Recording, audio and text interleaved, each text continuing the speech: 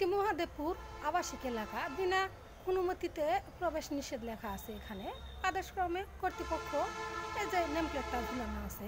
এই রাস্তাটা কত সুন্দর পরিষ্কার, এদিক দিয়ে সুন্দরভাবে ভ্যান যাতায়াত করতো, কিন্তু বর্তমান সময় কি করেছে জানেন, এই যে গেটটা লাগিয়ে দিয়ে ভ্যান আর যাতায়াতের বন্ধ করে দিয়েছে। আর মসজিদটা দেখেন কত সুন্দরভাবে আছে, মসজিদটা কত সুন্দর পরিচ্ছন্ন।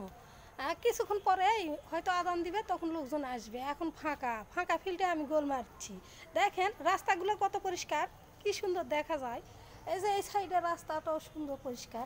আর এই পুকুরে পার দেখেন এতই সুন্দর করে সাজানো গোছানো রয়েছে। পুকুর পাড়ে এখন ময়লা কিছু নেই, কিছুক্ষণ আগে বৃষ্টি হয়ে গেছে, পরিচ্ছন্ন পরিবেশে। দেখেন গেটটাও খোলা আছে, সুন্দরভাবে নিচে নামা যাবে। দেখেন কত সুন্দর এই পুকুর পাড়টা। আর এই যে সাইডে পরিষ্কার পরিচ্ছন্নতা দেখতেছেন না, আবহাওয়া যেহেতু বৃষ্টি হয়েছে, বৃষ্টি হওয়ার পরে এই আবহাওয়াটা সুন্দর দেখা যাচ্ছে। এই যে দেখেন কিছুক্ষণ পরে হয়তো মাগরিবের আজান দিবে, সেজন্য লাইট জ্বালানো হয়ে গিয়েছে।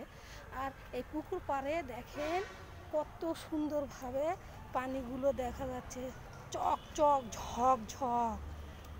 অনেক মাছ আছে, সব সময় পানি আলগা দিতেই থাকে মাছগুলো। বড় মাছও আছে, প্রায় জাল নামায় আর মাছ তোলে। দেখেন এই আমি এদিকে ক্যামেরা ধরলাম না কেন, আর না ধরার জন্য ভুলই তো হয়ে গেল। কত বড় মাছ একটা ঘোলান দিল, আপনাদেরকে দেখাতে পারলাম না। দেখেন কত সুন্দর মহাদেবপুর উপজেলার এই পুকুর পাড়, মসজিদ সুন্দর। আপনাদের কেমন লাগলো?